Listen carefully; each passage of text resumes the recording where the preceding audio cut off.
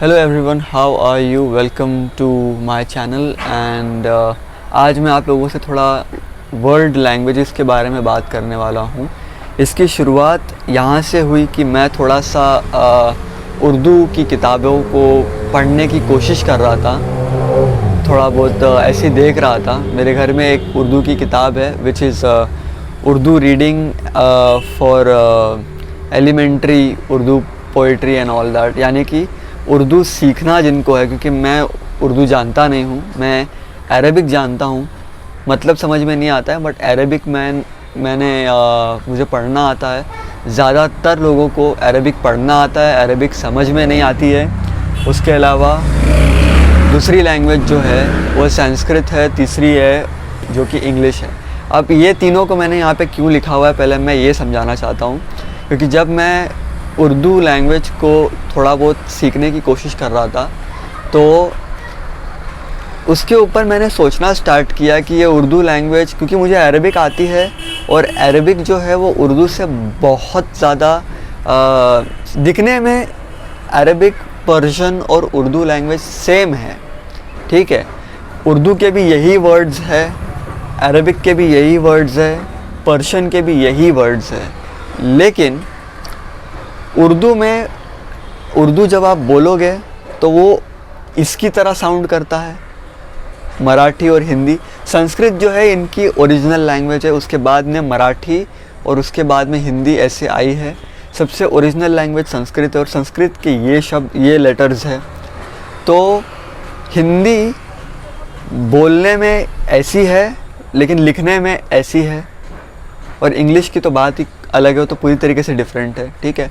तो मैं जब उर्दू की बुक पढ़ रहा था, ऐसी वो एलिमेंट्री बुक थी, और मैं थोड़े पढ़ के आप लोगों को किसी और वीडियो में, अगली वीडियो में बताऊंगा कैसे वो साउंड करती है। तो जब मैं उसको पढ़ रहा था तो मुझे ये समझ में आया कि उर्दू जो है दिखती ऐसे है लेकिन उसकी बोली ऐसे है।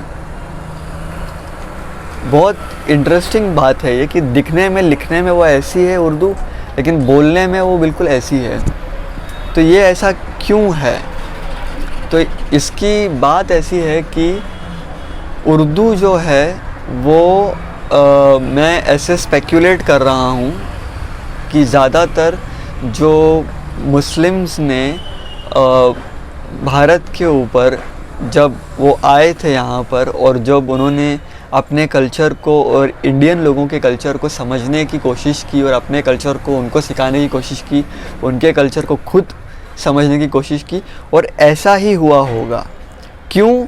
क्योंकि उन लोगों ने हमें एक न्यू लैंग्वेज दे दी, उर्दू लैंग्वेज दे दी। ये उर्दू लैंग्वेज इसके पहले एग्जिस्टेंस में नहीं थी, क्योंकि इंडिया में लोग बोलते ये है, ये वाली बोलते हैं, लेकिन उर्दू जब लिखने की बारी आती है तो वो ऐसे लिखते हैं। तो ये लैंग्वेज आई कहाँ से जो लिखावट में ऐसी है लेकिन बोली में ऐसी है? ये तो दोनों दिखने में दोनों बहुत डिफरेंट दिखते हैं।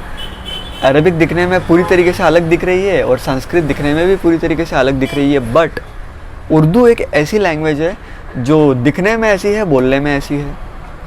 तो इससे, इस बात से साबित होता है कि जो इंडिया के ऊपर मुगल्स जो हुकूमत कर रहे थे, या उसके पहले बहुत सारे मुस्लिम्स जो यहाँ पर आए थे और वो राज कर रहे थे इस कंट्री के ऊपर, वो केवल राज नहीं कर रहे थे, वो अपने कल्चर का एक्सचेंज कर रहे थे। उन्होंने उनकी लैंग्वेज जो थी वो ये थी, वो पर्शियन लैंग्वेज थी, क्योंकि वो वहाँ से आए हुए थे, वो मिडल ईस्ट से आए हुए थे, अफ़गानिस्तान से, उसके आगे से। वहाँ पे ये वाली स्क्रिप्ट इस्तेमाल करी जाती है। इसको कहते हैं अलिफ बा ता सा जीम हा खा, या अलिफ बे ते से जीम है खे, दोनों तरीके से यूज़ कर सकते। तो वो स्क्रिप्ट ये यूज़ करते थे लेकिन बोलते ये वाली लैंग्वेज थे।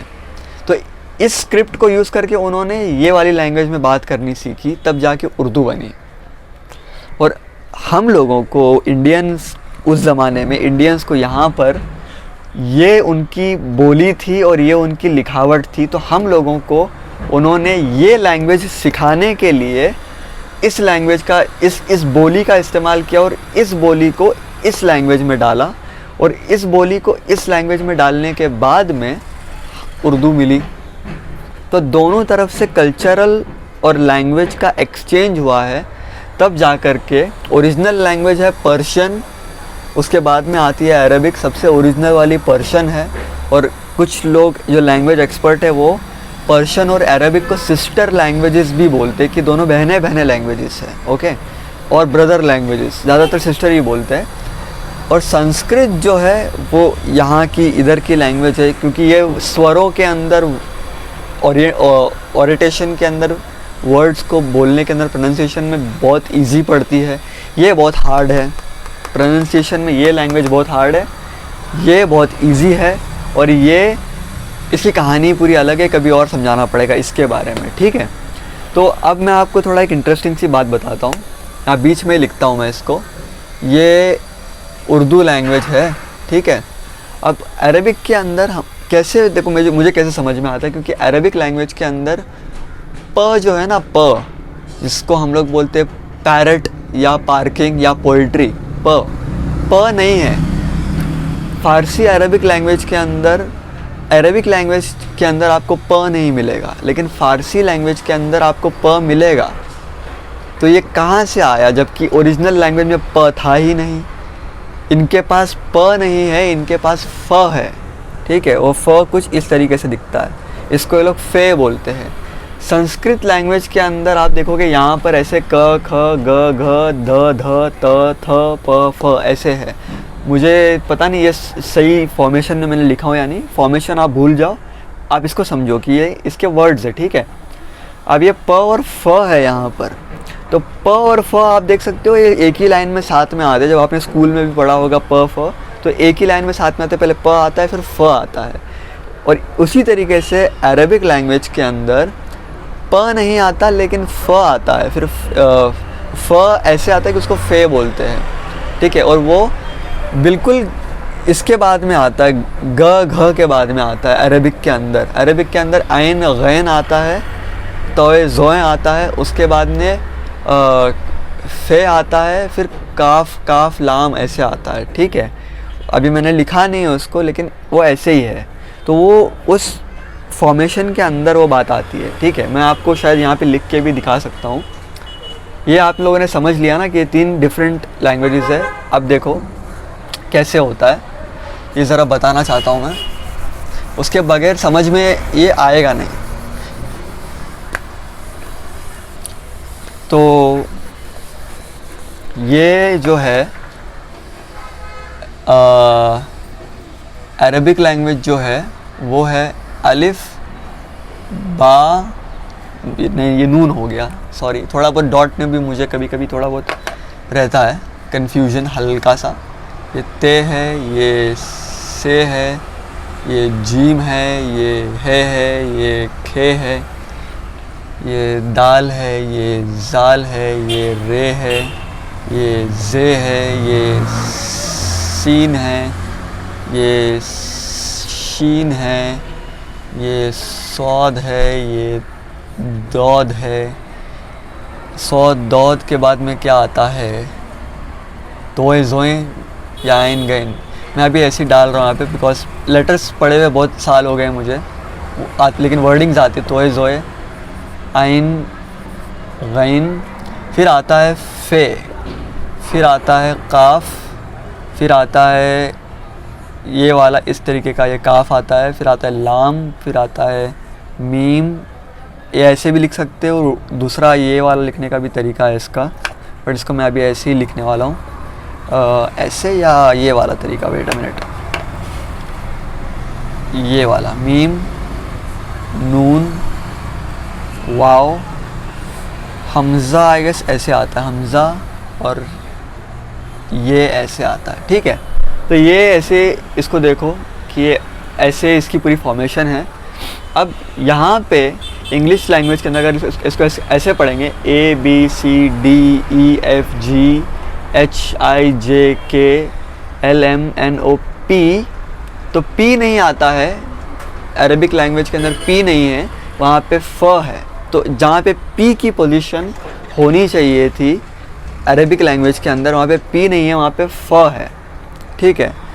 और संस्कृत के अंदर भी जो पूरा फॉर्मेशन है उसका क ख ग घ और द ध द त थ प फ, तो वहाँ पे वो भी इसी के अंदर आता है, नीचे की तरफ, इस नीचे की तरफ वो प आता है। तो वो प जो है एक यूनिक वर्ड था जो कि संस्कृत बोलने वाले इंडियन सब कॉन्टिनेंट की तरफ ये था, और फ़ारसी या अरबिक बोलने वाले ईस्टर्न ये मिडल ईस्टर्न वालों की तरफ, उनके देश की तरफ वो था ही नहीं। तो जब वो यहाँ पर आए और देखे कि ये लोग, यही तो जीनियस वाली बात है कि वो सिर्फ यहाँ पर राज करने के लिए नहीं आए, तो समझने के लिए भी आए थे। वो समझ रहे थे कि क्या है, दे वर फुल ऑफ नॉलेज, ठीक है, दे वर नॉलेजेबल, तो वो समझने के लिए आए थे। तो उन लोगों ने देखा कि यहाँ पे प एक लैंग्वेज है, प एक वर्ड, एक लेटर है, तो प जो लेटर है वो हमारे पास नहीं है लेकिन इनके पास है, तो हम समझेंगे कैसे। तो इन लोगों ने क्या किया, देखा कि अरबिक लैंग्वेज के अंदर और संस्कृत लैंग्वेज के अंदर यहाँ पे एक फे वाली पोजीशन है और संस्कृत लैंग्वेज के अंदर यहीं पे प वाली पोजीशन है। तो उन लोगों ने ये फे और प सेम कर दिया और उन लोगों ने इसको, फे को इसके बाद में जगा दिया। तो अभी उर्दू के अंदर अलिफ बा ता सा के अंदर जीम नहीं आता है, यहाँ पे ये आता है, ये सा के 3 डॉट ऊपर है तो ये पे में 3 डॉट नीचे आते हैं। और हाँ, वो संस्कृत के स्क्रिप्ट का मैं च छ भूल गया था, तो च छ जो है, च भी नहीं है और छ भी नहीं है, और मेरे ख्याल में ज भी नहीं है, यहाँ पे ज भी नहीं है, सिर्फ यहाँ पे जे है और एक झे आता है।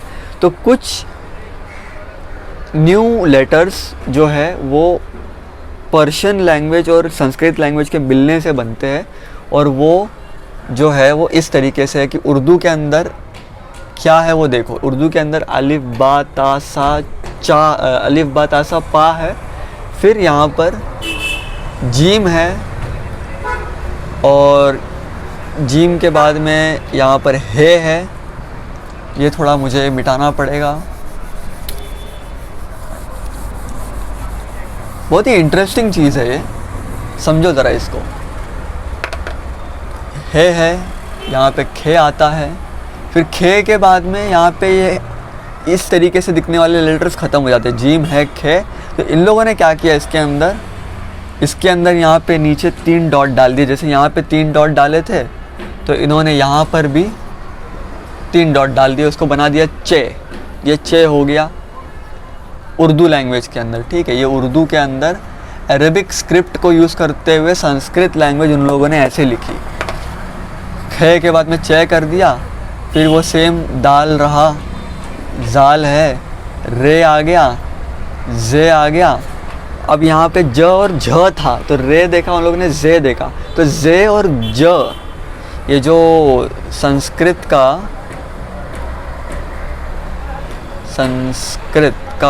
तो जो ज है और जो झ है,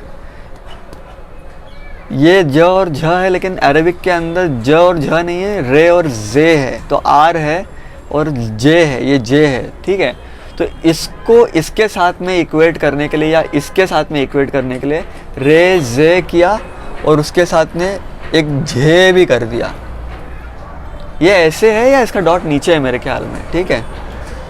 मैं श्योर नहीं हूँ अभी, इसको थोड़ा कंफर्म मैं बाद में कर लूँगा, नीचे है या ऊपर है, आई डोंट नो, लेकिन मैं अभी ऊपर ही डाल देता हूँ, फॉलोइंग द 3 डॉट कॉन्सेप्ट, ठीक है।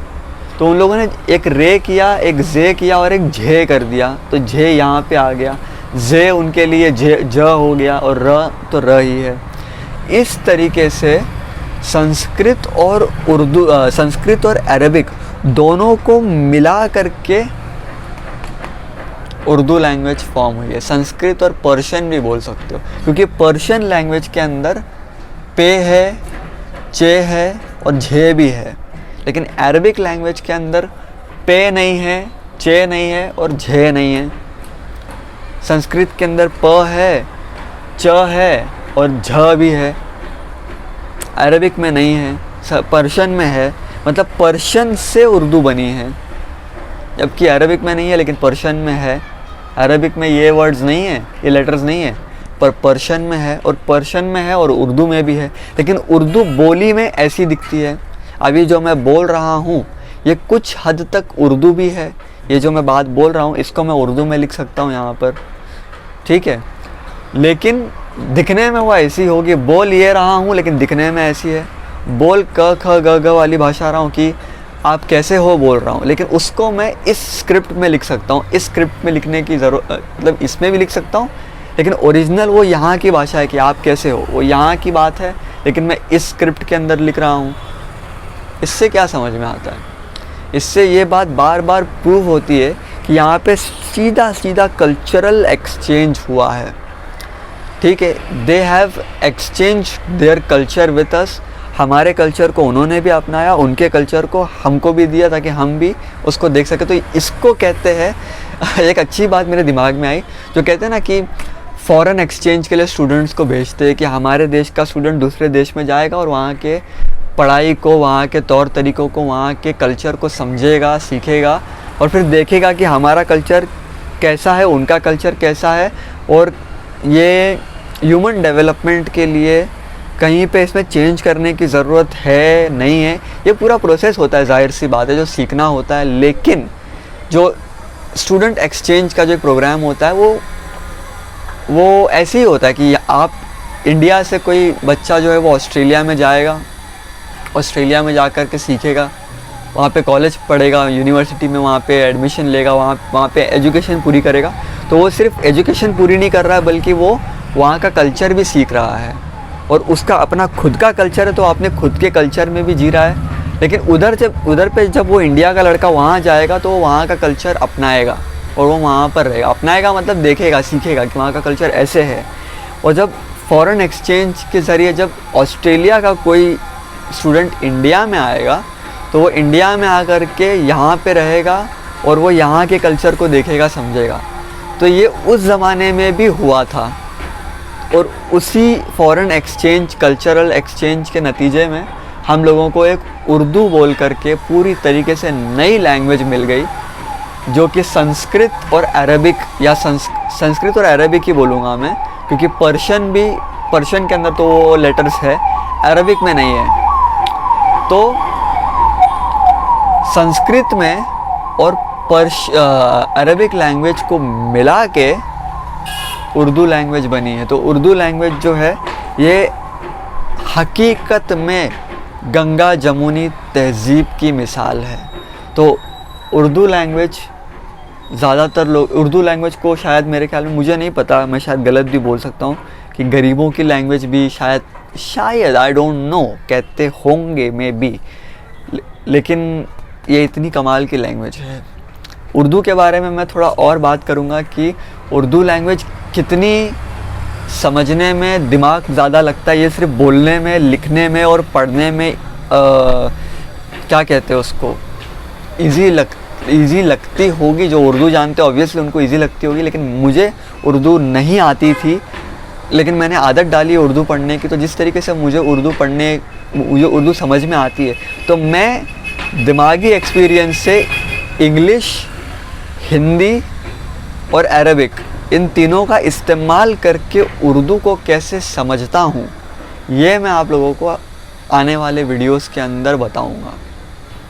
तो काफ़ी इंटरेस्टिंग बात थी ये लैंग्वेज के बारे में भी और बात करेंगे, और ग्लोबली ऐसे कई सारे और इंटरेस्टिंग कहानियाँ हैं, मिथ्स है, किस्से हैं, इनके बारे में भी हम आने वाले वीडियोस के अंदर बात करेंगे। So consider subscribing this channel and giving this video a thumbs up, और कमेंट्स के अंदर अगर कुछ गलती हो गई हो, आप कुछ पूछना चाहते हो तो बता सकते हो, एंड शेयर करो इसको ताकि दूसरों को भी ये थोड़ा बहुत समझ में आए, ठीक है, क्योंकि आगे और इंटरेस्टिंग चीज़ें मैं होपफुली लेके आ रहा हूँ।